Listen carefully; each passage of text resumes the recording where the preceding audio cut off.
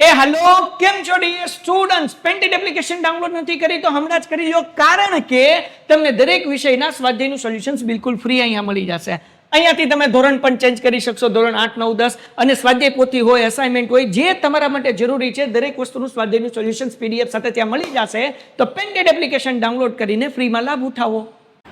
નમસ્કાર વિદ્યાર્થી મિત્રો, તો આજના વિડીયોમાં આપનું સ્વાગત છે। આજે આપણે જોશું સ્વાધ્યાયના પ્રશ્નોત્તર ચેપ્ટર 8 કુદરતી સંસાધનો।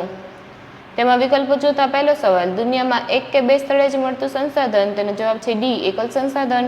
ત્યારબાદ બીજો સવાલ, જમીનનું નિર્માણ મૂળ ખડકોના ખાલી જગ્યા મળવાવાળા પદાર્થોથી થાય છે, તેનો જવાબ છે એ ખવાણ અને કસારાથી। ત્યારબાદ ત્રીજો સવાલ જોતા પડખાઉ જમીનનું અન્ય નામ શું છે, તેનો જવાબ છે બી લેટેરાઇટ જમીન। ત્યારબાદ ચોથો સવાલ જોતા હાલમાં ભારતીય ખેત સંશોધન પરિષદ દ્વારા ભારતની જમીનોને મુખ્ય ખાલી જગ્યા પ્રકારોમાં વહેંચવામાં આવી છે, તેનો જવાબ છે ડી 8। ત્યારબાદ ટૂંકમાં ઉત્તર જોતા પહેલો સવાલ, જમીન ધોવાણ અટકાવવાના ઉપાયો જણાવો, તેનો જવાબ છે પડતર જમીનોમાં વૃક્ષોનું વાવેતર કરવું, ચરાણ પ્રવૃત્તિઓને નિયંત્રણમાં લેવી, ઢોળાવવાળી જમીનોમાં સમોચ્ચ રેખિત પગથિયાની તરાની વાવેતર કરવું, પાણીના વહેડા હોય ત્યાં આડબંધ બનાવવા, પાણીનો વેગ ધીમો પાડવા, ઢાળવાળા ખેતરમાં ઊંડી ખેડ કરવી। ત્યારબાદ બીજો સવાલ, પર્વતીય જમીનો કોને કહેવાય, તેનો જવાબ છે હિમાલયની ખીણો અને ઢોળાવોના ક્ષેત્રોમાં 2700 મીટરથી 3000 મીટર સુધીની ઊંચાઈ પર આવેલ છે, તેનું તળ પાતળું અને અપરિપક્વ હોય છે।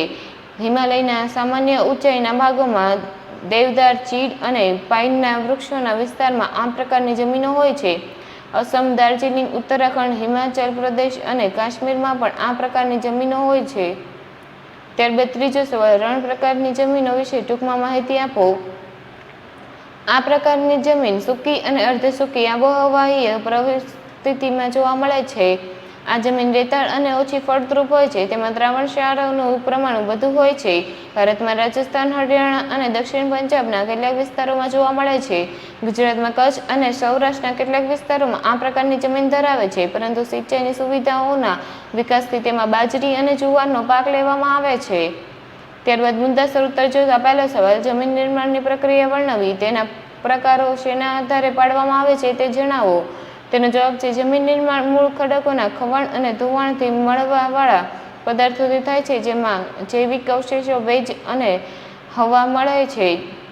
આમ જમીન એ ખનિજો અને જૈવિક તત્વોનું કુદરતી મિશ્રણ છે।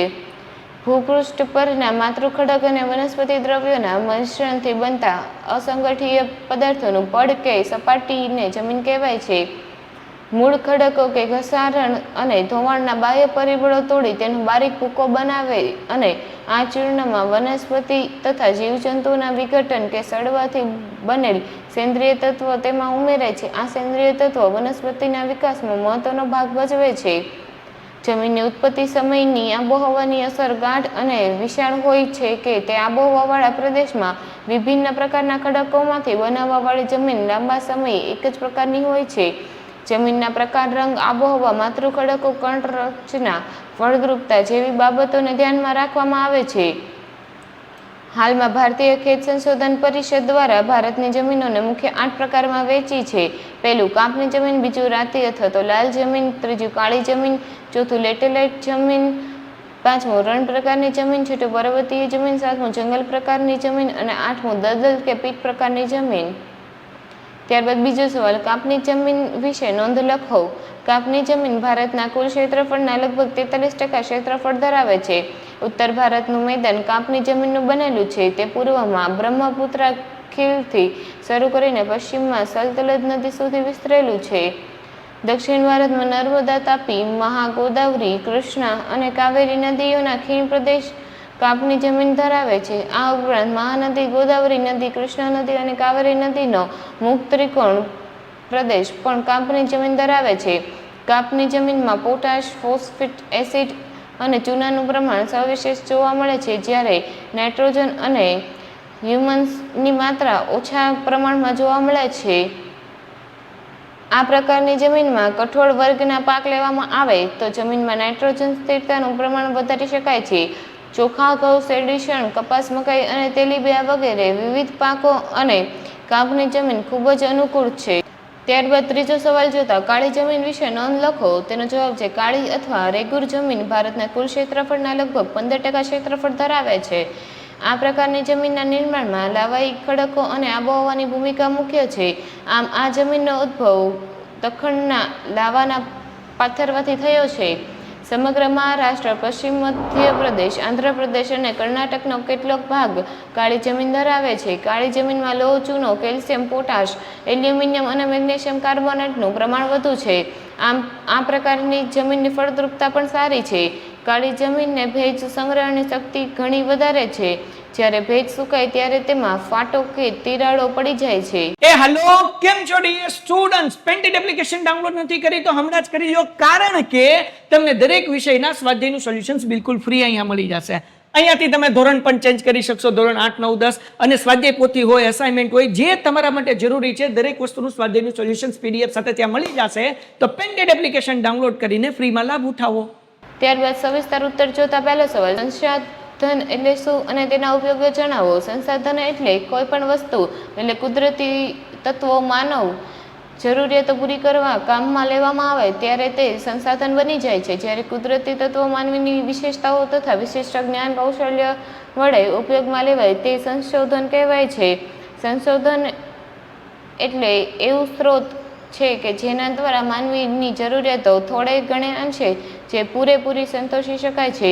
કુદરતી સંસાધનમાં ઉપયોગિતા અને કાર્ય કરવાની યોગ્યતા એમ બંને ગુણધર્મો હોવા અનિવાર્ય છે. કુદરત, માનવ અને સંસ્કૃતિ ત્રણેયની પરસ્પર પ્રક્રિયા દ્વારા સંસાધન બને છે. સંસાધનોના ઉપયોગો માનવીની ખોરાક જરૂરિયાતોની વિવિધ સંસાધનોમાંથી જ પૂરી થાય છે. ખેતી દ્વારા પકવાતા વિવિધ પાકો, પાલતુ પ્રાણીઓ દ્વારા પ્રાપ્ત થતી દૂધ કે તેની બનાવટો તથા જળાશયોમાંથી મળતા માછલા અને અન્ય જળચર મધમાખી દ્વારા બનેલ મધ વગેરે ચીજ વસ્તુઓ ખાદ્ય સામગ્રી તરીકે ઉપયોગમાં લેવાય છે.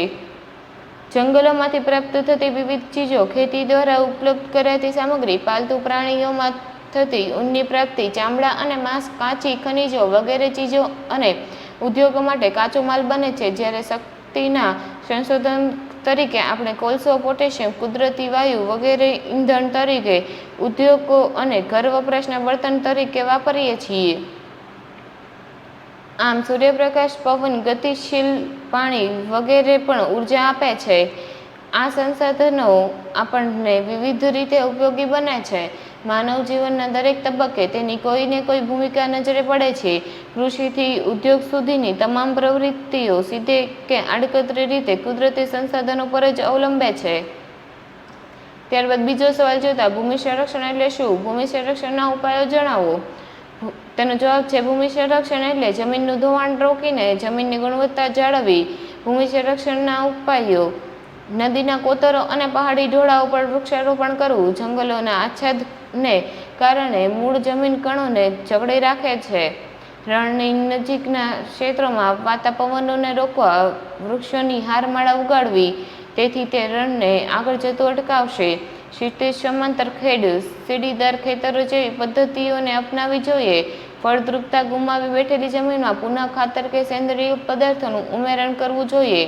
અનિયંત્રિત ચરણ પહાડોથી જમીનનું સ્તર ઢીલું પડે તેને અટકાવવું જોઈએ. જમીનનું સંરક્ષણ આજની મહત્વની જરૂરિયાત છે. તેના સંરક્ષણ માટે સરકાર, સમાજ અને લોકોએ સહિયારો પ્રયાસ કરવો પડશે. Thank you. આ વિડીયોને લાઈક કરો તથા શેર કરો, તેમજ આપણી એપ્લિકેશનને ડાઉનલોડ કરો અને ચેનલને સબસ્ક્રાઇબ પણ કરો. હેલો, કેમ છો dear students? Painted application download નથી કરી તો હમણાં જ કરી લો, કારણ કે તમને દરેક વિષયના સ્વાધ્યાયનું સોલ્યુશન્સ બિલકુલ ફ્રી અહીંયા મળી જશે. અહીંયાથી તમે ધોરણ પણ ચેન્જ કરી શકશો, ધોરણ 8, 9, 10 અને સ્વાધ્યાય પોથી હોય, અસાઇનમેન્ટ હોય, જે તમારા માટે જરૂરી છે દરેક વસ્તુનું સ્વાધ્યાયનું સોલ્યુશન્સ PDF સાથે ત્યાં મળી જશે. તો પેન્ટેડ એપ્લિકેશન ડાઉનલોડ કરીને ફ્રીમાં લાભ ઉઠાવો.